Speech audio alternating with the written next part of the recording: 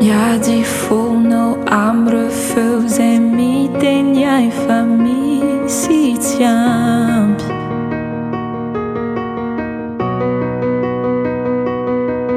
Relangare cizai milaza fatia vitara hizo.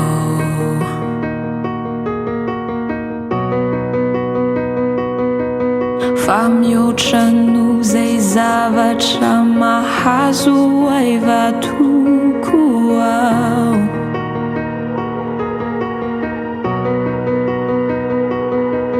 Ampatsaivoa indray hoe iza ao familizanyao.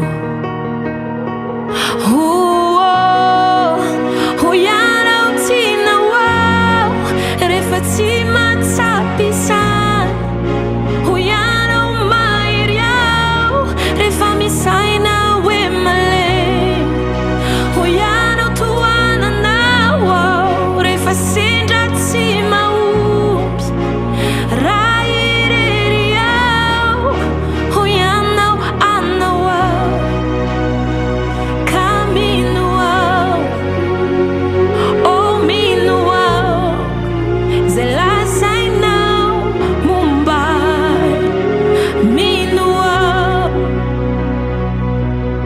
ny zava-dehibe anio de zay rehetra sainao mombay.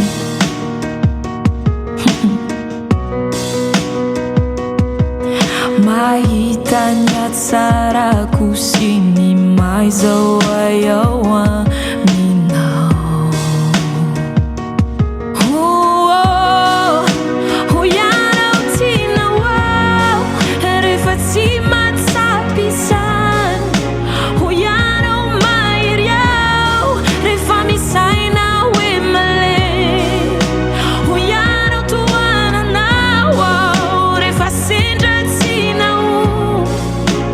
Raha irery ao ianao anao ao ka mino ao.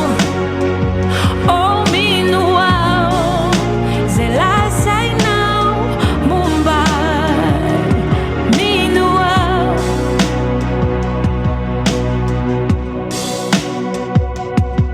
zay rehetra mety ananako dia apetrako eo an-tongotrao.